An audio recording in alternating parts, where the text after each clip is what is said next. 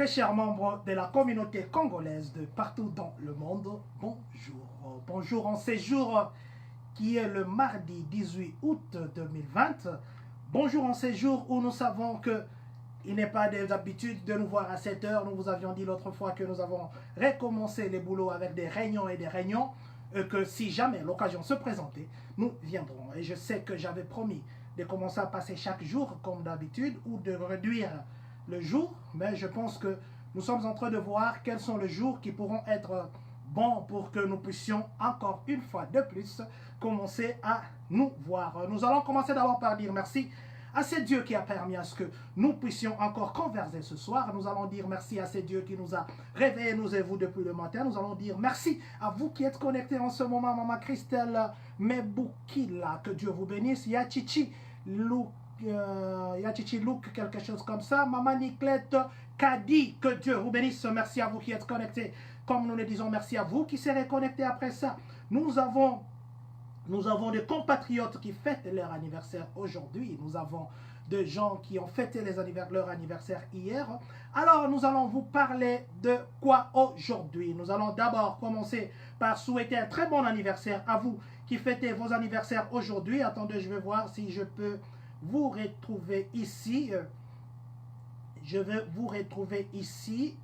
En tout cas, je vais prendre un nom. Bon anniversaire à vous, Pasteur Becca, que Dieu vous bénisse en ce jour d'anniversaire. Bon anniversaire à vous qui avez fêté Déo et son jumeau. Bon anniversaire à vous qui avez fêté votre anniversaire hier. Bon anniversaire à vous qui fêtez aujourd'hui. Je ne retrouve pas les noms ici, mais du moins, voilà, j'ai les noms maintenant. J'ai le nom ici. Bon anniversaire à vous, papa Céleste Becca, pasteur. Bon anniversaire, que Dieu vous bénisse en ce jour. Bon anniversaire à vous, papa Aristote Limbaya, que Dieu vous bénisse. Maman Maggie Fouamba, bon anniversaire à vous, papa Toto Nchimbi, bon anniversaire. Monsieur Merveille Mavungu, que Dieu vous bénisse. Papa Gauthier Lelo, bon anniversaire à vous. À vous, papa Shekina Baye, bon anniversaire. Mitouane Kevins, happy birthday, bon anniversaire à vous. Dadire Kawita, bon anniversaire à vous. Bon anniversaire, que Dieu bénisse cette journée qui est spéciale pour vous. Que Dieu vous bénisse, vous qui fêtez votre anniversaire. Nous ne savons pas vous dédier cette chanson d'habitude parce que nous ne sommes pas avec Papa Flore. Vous nous avez vu dans le brut. Merci beaucoup d'être en ligne, Papa Blaise Pascal Foulama. Que Dieu vous bénisse. De quoi nous allons parler aujourd'hui? Pourquoi nous sommes venus aujourd'hui si tard? Aujourd'hui, nous allons parler d'un compatriote. Un compatriote, vraiment, je voudrais que notre conversation d'aujourd'hui, vous puissiez vraiment partager ça. Attendez, moi-même, je vais commencer par partager. Nous parlerons d'un compatriote qui a des problèmes, qui nécessite votre appui, qui nécessite que vous, peut-être, vous le connaissez, parce que nous cherchons à entrer en contact avec les gens qui peuvent nous aider à localiser quelques personnes. Alors, nous allons appeler quelqu'un de Washington qui va nous dire de qui il s'agit. Nous parlerons de la police de Champagne. Vous savez, ces derniers temps, il y a des tirs. Ces derniers temps, il y a des choses qui arrivent. Alors, la police, le samedi, il y a eu des tirs. Qu'est-ce qu'il y a eu après des tirs? Nous allons vous parler de ça. Nous parlerons du président Donald Trump. Vous savez que le président Donald Trump a perdu son frère le samedi. Alors, nous allons juste vous rappeler. Nous allons parler aussi des districts.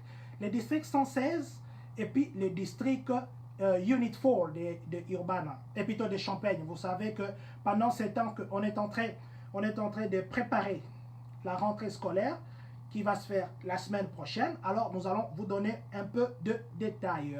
Nous allons aussi parler de la Corée du Nord. La Corée du Nord où les chiens sont en danger. Comment les chiens sont en danger? Nous allons vous expliquer cela. Nous parlerons aussi de la proposition de loi du gouverneur. D'Illinois qui a en ce qui concerne le masque. Qu'est-ce qu'il a dit? Nous allons vous expliquer cela. Nous allons aussi finir par parler de deuxième stimulus check. Est-ce que c'est pour quand? Est-ce que ça va venir? Est-ce que ça ne viendra pas? Pourquoi ça traîne? Nous allons finir par parler de ça. D'abord, commençons par dire un grand merci une fois de plus à vous, Papa Tony Louyene. Merci d'être en ligne. Que Dieu vous bénisse. Nous allons commencer d'abord par appeler notre compatriote qui est à Washington. il a des précisions. Parce qu'il y a notre compatriote, vous savez que deux fois nous entrons dans ces pays par beaucoup de canaux. Et c'est pourquoi nous disons toujours que nous, vous qui avez eu la chance de gagner à la loterie, il faut vraiment bien garder ces documents-là. Alors nous avons un compatriote qui a besoin de notre aide. Peut-être que vous le connaissez. Peut-être que vous le connaissez. Nous allons appeler quelqu'un de Washington à qui nous allons poser un peu de questions parce que lui a beaucoup de détails sur ça.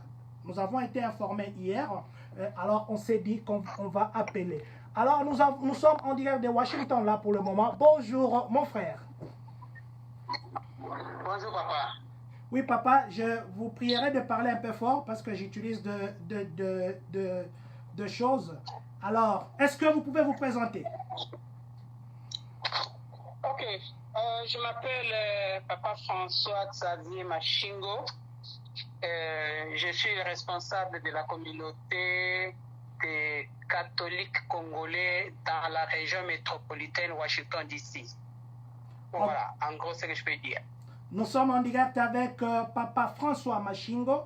Je voudrais que nos compatriotes qui sont en ligne, faites-moi seulement signe si vous écoutez bien Papa Machingo, ou soit je peux déplacer et mettre les téléphones de l'autre côté. Si vous écoutez bien, dites-moi nous seulement que vous l'écoutez bien. Papa Xavier, en tout cas, c'est un plaisir de parler avec vous. Quel est l'objet de votre conversation de cet après-midi?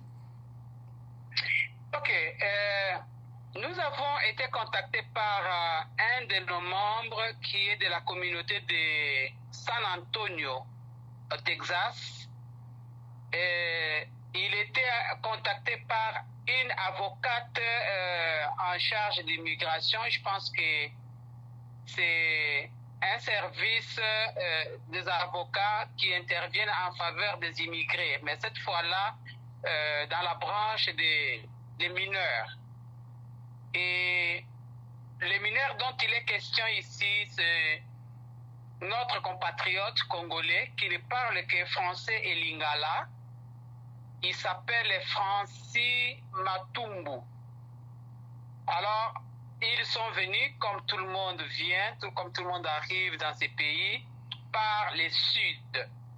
Et en franchissant la frontière entre Mexique et les États-Unis, ils se sont séparés d'avec son frère aîné avec qui ils étaient ensemble, qui répond au nom de Gloire Bongo Lelo. Et ils ont été,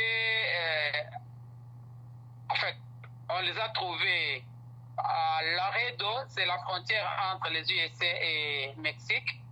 C'est là qu'ils se sont séparés d'avec son frère, et pour son frère, on ne sait pas là où il se retrouve.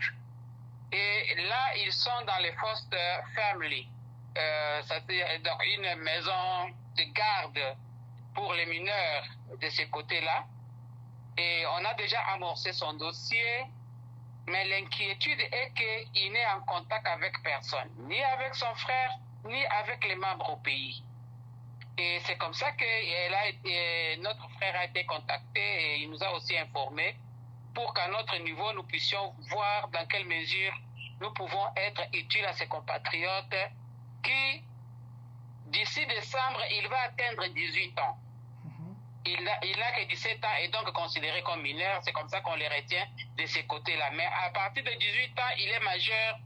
En tout cas, selon la législation américaine, un majeur ne peut pas rester dans ces camps-là et il faudra qu'on les mette soit en prison en attendant son expulsion, soit il faudra qu'il y ait une famille qui puisse les sponsoriser et les prendre en charge. Voilà un peu l'objet de mon intervention pour voir s'il y a quelqu'un qui a des informations sur son frère ou s'il y a quelque chose qu'on peut faire pour que nous sauvions cette vie. Mes chers frères, mes chères sœurs, toutes ces personnes qui ont franchi autant d'obstacles à partir du Congo jusqu'à Laredo et que se retrouver à la case du départ, c'est pas vraiment gentil. Ça signifie que la nature serait trop méchante envers lui. Mais s'il y a quelqu'un qui peut faire quelque chose, voilà pourquoi nous lançons ces cris-là. S'il faudra peut-être faire quelque chose. Papa François, au risque de me répéter, Est-ce que vous pouvez nous redire, le nom de notre compatriote qui actuellement a 17 ans et que d'ici décembre, il aura 18 ans et il n'aura plus le droit d'être protégé par une famille d'accueil, il risque d'être refoulé et il risque d'être arrêté. Est-ce que vous pouvez nous donner encore le nom de son frère? Ils sont venus ensemble, mais il s'est fait que son frère n'est pas avec lui et qu'il n'y a pas de contact. Est-ce que vous pouvez nous redonner le nom? Comme ça, ça peut aider ceux qui sont en ligne en ce moment, peut-être de nous aider, ou quelqu'un le connaît, ou son frère peut-être peut être en ligne. Ok. L'autre compatriote s'appelle Francis Matumbu. Il a 17 ans. Francis Matumbu, donc c'est celui qui est pour le moment dans une famille d'accueil. Il est dans un centre d'accueil, appelons ça comme ça, pas une famille d'accueil, un centre d'accueil. Ok. Et son frère? C'est d'ailleurs la raison pour laquelle l'avocate avec qui je suis entré en contact ce matin me dit qu'il y a certains détails qu'elle ne peut pas me donner tant qu'elle n'a pas la permission de la personne qui est chargée de son dossier ou de son cas. Donc il faudra peut-être attendre 1 ou 2 jours qu'on me donne cette autorisation-là, que j'entre en contact directement avec notre jeune frère. Et son grand frère, du nom de Gloire Bongo Lelo, il est déjà aux États-Unis, mais on ne sait pas exactement où il se trouve.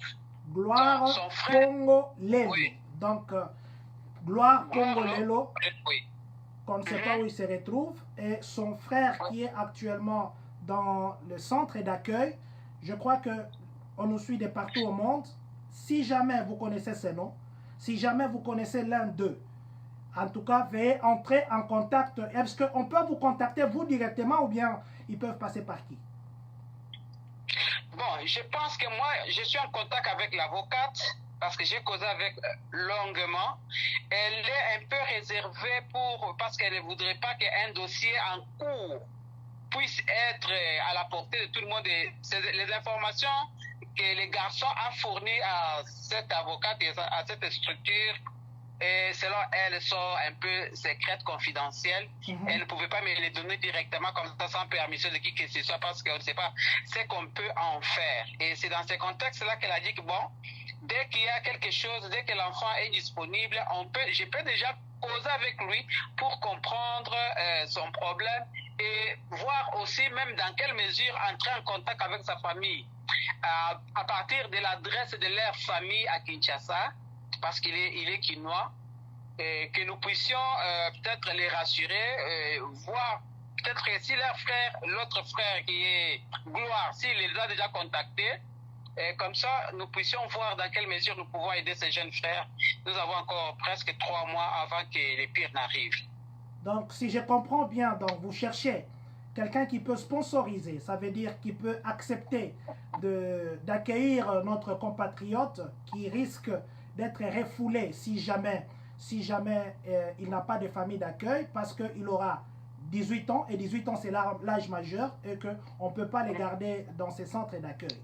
Même maintenant, est-ce qu'il n'y aura pas de danger? Parce que quelqu'un peut être là de bonne foi. Il y a les gens de bonne foi qui, de fois, ils se prononcent. Et après, demain, il y a des problèmes qui les suivent. Est-ce que le compatriote, si jamais nous avons un ici aux États-Unis qui a accepté de le prendre en charge, est-ce que ça ne peut pas retomber sur lui un jour? Ok.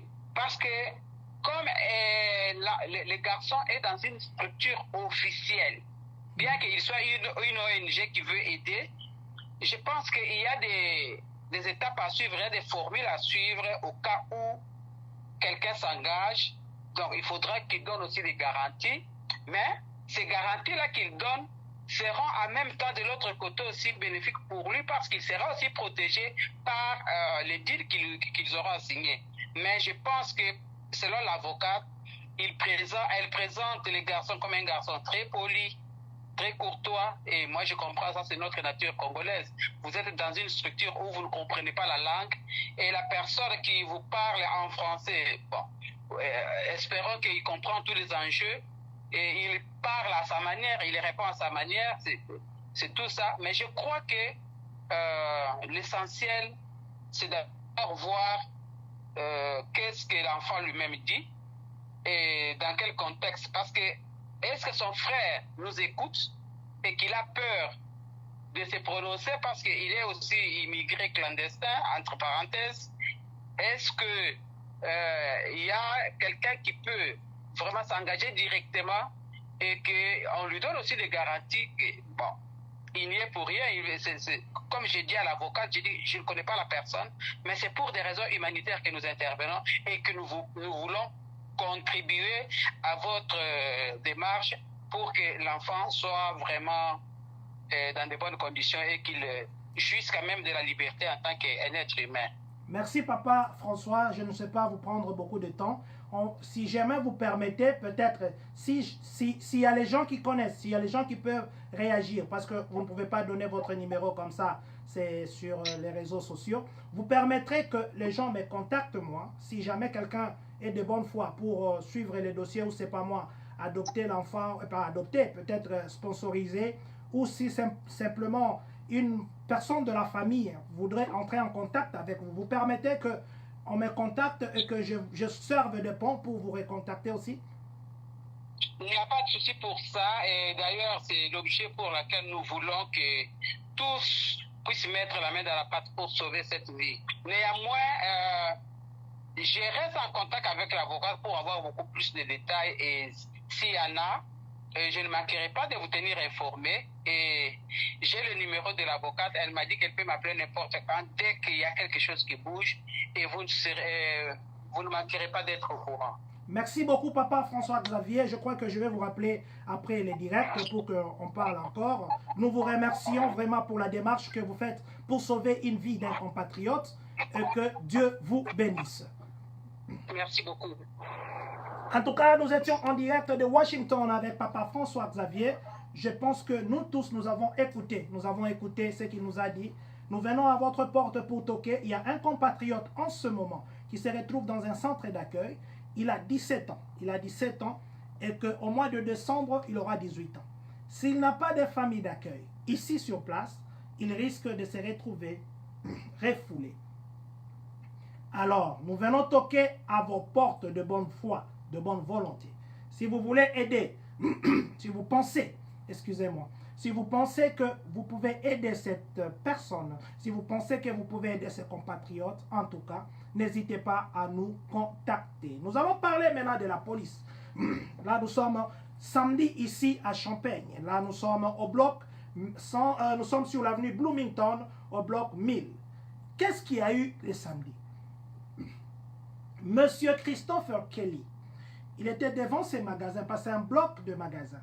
Il était là-bas vers 22h, 22h09 minutes. Il y a les véhicules qui sont venus de sortes de personnes qui sont venues dans des véhicules différents. Et ils se sont mis à s'échanger des tirs. Et en s'échangeant des tirs, ce monsieur qui était là innocemment debout, il a reçu un coup. On a tiré sur lui. Et quand la police est venue, il y avait des véhicules qui allaient dans tous les sens. La police est venue, ils ont trouvé monsieur Christopher avec des balles. Il souffrait, c'était des balles qui menaçaient sa vie. On l'a amené à l'hôpital Karl. Malheureusement, il est mort. Malheureusement, il n'a pas su survivre à ses blessures. Nous allons dire que son âme repose en paix. C'est vrai que ce n'était pas un Congolais, mais ce qui est vrai, que c'est un humain qui est mort et qu'il n'avait que 23 ans. Pour le moment, la police n'a pas d'informations sur qu'est-ce qu'il y a eu, n'a pas d'informations sur qui a tiré, mais la police demande à ce que toutes les entreprises qui sont tout autour là, qui ont des caméras, de bien vouloir les aider à entrer, plutôt à voir les vidéos pour ne serait-ce que savoir qu'est-ce qui s'est passé et mettre hors d'état de nuire tous ceux qui pourraient être impliqués d'une façon ou d'une autre dans ça. Mais ce qui est aussi vrai, qu'ils ont trouvé des douilles de balles, au moins 40 douilles, ce qui explique qu'il y a eu beaucoup d'échanges ces jours-là et que malheureusement, il y a une vie qui est partie. Alors nous venons encore dire qu'il faut faire très attention. Là, c'est vrai que souvent nous parlons de Chicago, là maintenant nous parlons de Champagne, et la police a même dit que ça fait la 4e fois cette année ici qu'il y a des échanges comme ça et qui amènent à la mort. Ici à Champagne, ça fait 4 fois comme ça que les gens s'échangent. Dernièrement, c'était au croisement de l'avenue Nil là-bas où il y avait différentes sortes de tirs, plutôt de balles qu'on a tirées. Alors il faut vraiment faire très attention où nous partons, avec qui nous allons et où nous sommes, à quel moment nous sommes dehors. Mais du moins, si jamais il y a d'évolution, nous viendrons encore vous le dire. Bonjour Papa Abedi Ephraim, que Dieu vous bénisse, que ce Dieu que vous servez, que vous bénisse aussi très abondamment. Nous parlons maintenant du président Donald Trump. Le président Donald Trump est endeuillé depuis le samedi. Nous pensons que beaucoup d'entre vous connaissent. Nous l'avons juste mentionné parce qu'il est le président des États-Unis et il a perdu son petit frère Robert Trump qui est décédé à 71 ans. Donc c'est depuis samedi que le président Donald Trump est endeuillé. Il a perdu son petit frère Robert Trump et que son âme repose en paix. Il nous a quittés à New York. Le vendredi, il était très souffrant et que le samedi, il est parti, il nous a laissés. Alors, nous sommes maintenant dans les districts scolaires. Vous savez que pour le moment, nous vous avions dit que les districts scolaires vont commencer les cours d'abord en ligne. Ça veut dire que tout le premier trimestre ici. Donc, pour ceux des Urbana, par exemple, ça sera à partir du mois d'août. Donc, jusqu'au 16 octobre, ça sera en ligne. Avant, peut-être qu'ils les changent pour dire que peut-être ça sera, comme on disait, le système hybride où il y aura les jours que les élèves vont étudier en classe et les jours qu'ils vont étudier en ligne. Mais ce qu'il faut retenir, le parent, cette semaine ici, vous allez recevoir beaucoup d'emails. Beaucoup d'emails. D'abord, le 2 districts, le district 116 de Urbana et le district et le Unit 4 de Champagne, ils ont un même programme. Ça veut dire que c'était initialement prévu que cette semaine puisse être la première semaine de cours en ligne, mais ça sera la semaine prochaine. Pour ceux qui sont à Champagne, le lundi le 24 et le mardi le 25, les 2 jours là-bas, pour les parents de Champagne, ça sera une orientation. Orientation, ça veut dire que l'enseignant va vous appeler, ils vont vous dire comment utiliser les Chromebooks, comment accéder à des différents liens en ligne pour que vous puissiez accéder à ces cours. Et ils vont vous poser des questions et vous allez leur poser des questions. Ça sera aussi la même chose. Donc, le lundi et le mardi, Urbana aussi, les enseignants vont appeler les parents pour échanger avec eux pour leur dire comment utiliser ceci, comment utiliser tel mot de passe, qu'est-ce qu'il faut faire et comment soutenir les enfants. Maintenant, à partir du 26, le 26 ça sera mercredi, donc le mercredi ça sera le premier jour officiel de cours, de cours en ligne, que ce soit à Urbana, que ce soit à Champagne. Mais on demande à ce que le parent puisse vraiment soutenir les enfants. Ça ne sera pas comme le dernier semestre ici. Parce que ça sera différent. Les enfants doivent être au cours chaque jour en ligne pendant 5 heures. Pendant 5 heures en ligne, ils doivent être, c'est comme s'ils sont à l'école. Et puis surtout la présence, il faudrait que le parent soutienne les enfants dans la présence. Donc, le parent, c'est vrai que ça sera compliqué. Vous pouvez avoir 5-6 enfants au même moment. Mais du moins, les éducateurs veulent que vous puissiez appuyer vos enfants. Ceux qui sont à Champagne, je pense que la coordonnatrice, celle qui sert de liaison, Maman Marie-Claire, a envoyé beaucoup de messages aux parents et je pense que les parents ont lu ça. Nous, tout ce que nous donnons, c'est l'aperçu général. Vérifiez vos emails, vérifiez le groupe WhatsApp. Vous verrez cela. Donc, ce que vous devez retenir est que lundi et mardi, ça sera les 2 jours d'orientation, s'il faut appeler comme ça, où l'enseignant appellera le parent pour un entretien, pour vous montrer comment utiliser les différents Chromebooks, utiliser les liens, utiliser les devoirs, utiliser le Google Class, utiliser les classes Dojo, utiliser les Clever. Il y a beaucoup, utiliser Epic. Il y a beaucoup de sortes de liens que les parents doivent utiliser. Et lundi et mardi, ça servira comme un exercice entre les enseignants et les parents. Et le mercredi, ça sera le premier jour officiel. Et quand on dit que votre enfant étudie en ligne, il étudie vraiment en ligne. Ce n'est pas parce qu'il est à la maison qu'il n'étudie pas en ligne. Donc, c'était juste pour donner un peu de précision sur ça. Et que demain, si Dieu nous prête vie, nous allons venir avec d'autres informations renouvelées ou des mises à jour s'il y en a. Nous allons maintenant quitter les États-Unis, nous allons en Asie. Nous allons chez le président Kim Jong-un. Vous savez que les Nord-Coréens sont très fermés. Maintenant, il est arrivé un truc où le président a signé une ordonnance disant à tous ceux qui ont des chiens, on va leur confisquer. Donc, si vous avez un chien de compagnie, le président nord-coréen a dit qu'on va confisquer. Pourquoi on va confisquer ça? Selon les journaux, on va confisquer pour pallier à la pénurie alimentaire qui sévit actuellement là-bas du côté du Corée du Nord. Et aussi, ça c'est dans la capitale, ça sera dans la capitale. Aussi, on a dit que le président a dit que les chiens, ça montre une bourgeoisie occidentale. Que les gens normaux, donc la classe normale, élèvent les porcs, élèvent des bétails. Mais ce sont les riches, ceux qui veulent se faire voir pour des riches ou se faire prendre pour des riches qui ont des chiens à la maison. Et pour le président, c'est une façon de se faire associer à la bourgeoisie occidentale. Et on va confisquer tous ces chiens, on va confisquer tous leurs chiens et on va envoyer cette viande dans des restaurants. Et ça sera des restaurants enchaînés. Ça sera des restaurants enchaînés. Je me demande si ces chiens sont enragés et comment ça sera. Mais ce qui est vrai est que le propriétaire des chiens se plaigne. Mais ils ne peuvent pas se plaindre à haute voix parce que vous savez, le système dictatorial qui existe dans ces pays ne permettrait pas aux gens de se plaindre à haute voix. Mais du moins, dans le futur très proche, encore, si vous allez dans la capitale nord-coréenne, vous ne trouverez plus de chiens. Vous ne trouverez plus de chiens parce que le président vient de signer une ordonnance confisquant tous les chiens et les tuer, amener au restaurant comme viande. Je ne sais pas si cette histoire arrivait ici aux États-Unis. Ça n'arrivera jamais parce que vous savez quelle est la place du chien et du chien ici aux États-Unis. Mais dis-moi du côté de Kim Jong-un, c'est arrivé et c'est officiel. Il n'y aura plus de chiens, Les chiens seront mangés. Nous sommes maintenant... excusez-nous, il y a eu une connexion, ça s'est déconnecté un peu, je ne sais pas pourquoi. Nous sommes du côté de la Maison Blanche. La Maison Blanche, vous savez qu'il y a la fameuse question, est-ce qu'on aura le deuxième chèque? Est-ce que?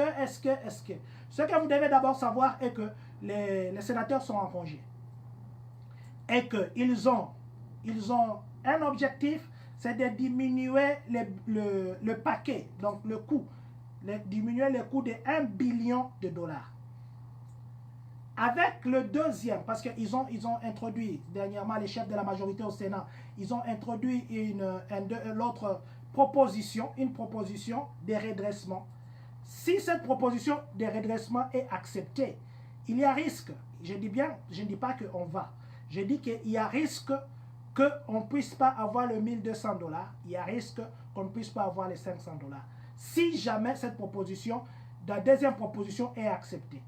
Dans cette deuxième proposition, ils ont parlé de chômage, où vous savez que ces derniers temps, les gens ne touchent pas les 600 $ de chômage, et que avant, initialement, c'était qu'il fallait donner 200 $, mais du moins, la proposition que le Sénat a dernièrement donnée, c'était que ça sera 300 $. Donc, au lieu de 600, ils ont divisé ça par 2. Du moins, de ce côté-là, c'est une bonne nouvelle.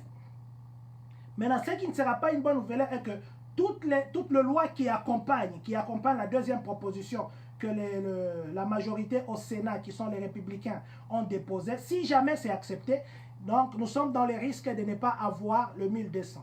Mais la bonne nouvelle aussi est que c'est une négociation qui se sont faites entre les républicains et les démocrates.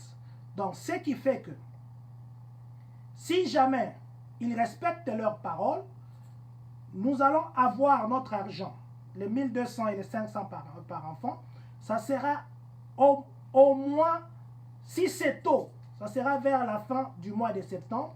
Si c'est tard, ça sera au début du mois d'octobre. Vous voyez que le mois ne font que se repousser. Donc ce n'est pas pour ce mois d'août que nous pourrons espérer, si jamais il y en aura. Ça ne sera pas pour ce mois d'août qu'il faudrait espérer avoir le 1200 $. D'autant plus aussi que les chômages pour le moment, la tendance est maintenant de baisser. Les gens reprennent le boulot. Alors, on risque de se retrouver devant une situation où on dit que non, on ne donne plus le 1200 $. Mais du moins, ils sont en train de pousser. Donc, ça ne sera plus pour le mois d'août. Ça sera, si jamais la deuxième proposition ne passait pas dans l'entièreté, ça sera vers la fin du mois de septembre ou bien le début du mois d'octobre. Je sais que nous avons reçu beaucoup de questions de ce côté-là. Nous pensons vous avoir donné la lumière. Nous allons finir avec le gouverneur Djibi.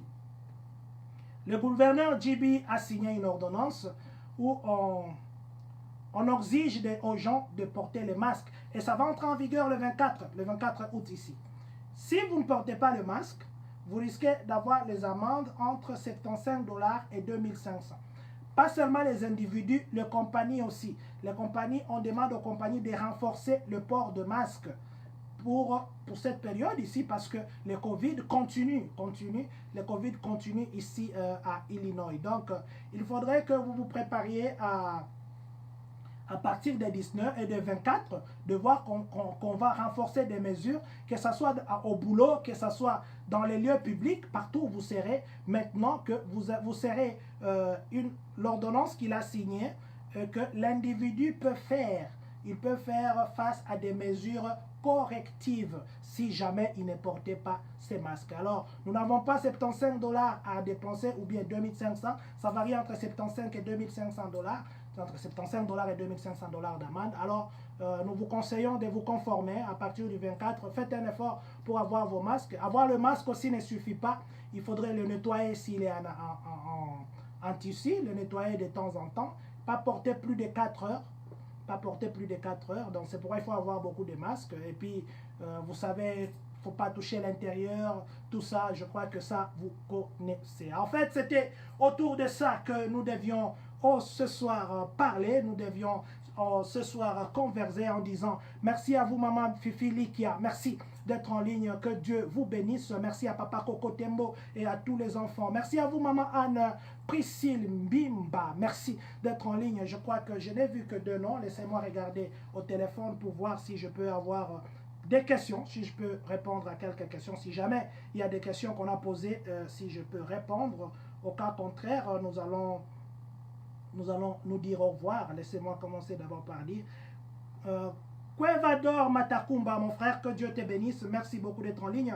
Papa Mouteba Jude, merci. Papa, maman Joujou, Louis Ndouladio, merci d'être en ligne. Papa Tony Louis, j'avais déjà dit. Papa Fiston Moudips Chamboui, merci d'être en ligne. Maman Karine Yakwela, que Dieu vous bénisse aussi. Maman Adel Simba, bonjour, que Dieu vous bénisse. Merci beaucoup à Papa Medar Palana. Merci à vous, Maman Carmel Élysée. Maman Animeta, merci, que Dieu vous bénisse. Maman Francine Popa, que Dieu vous bénisse, que Dieu vous bénisse. Vous tous qui êtes connectés, vous tous qui serez connectés, nous vous prions de partager ces directs, surtout le début où nous avions été avec notre compatriote de Washington. Vous avez entendu ce qu'il a dit. Si jamais vous avez ce cœur d'aider, pasteur, nous venons toquer chez vous. Pasteur, nous venons toquer chez vous.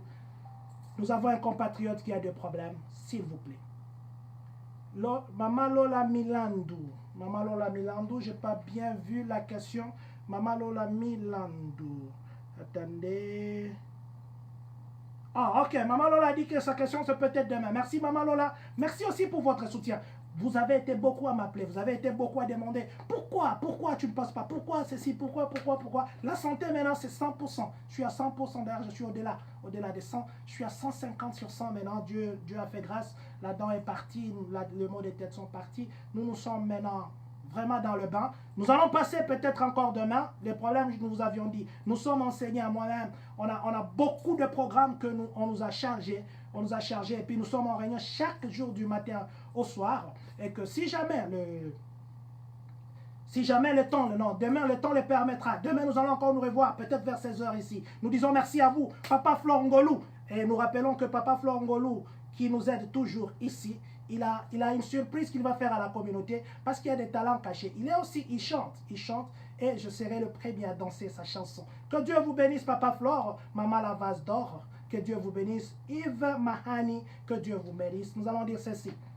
Merci à vous, Monsieur Christian Ilunga, qui nous suivait depuis Nova Product, et nous allons dire ceci. Que Dieu bénisse la République démocratique du Congo, que Dieu bénisse les Congolais de partout dans le monde, que Dieu bénisse vous qui êtes connectés en ce moment, que Dieu bénisse les États-Unis d'Amérique, et que surtout, que Dieu bénisse les Congolais, des Champagnes. Cannes.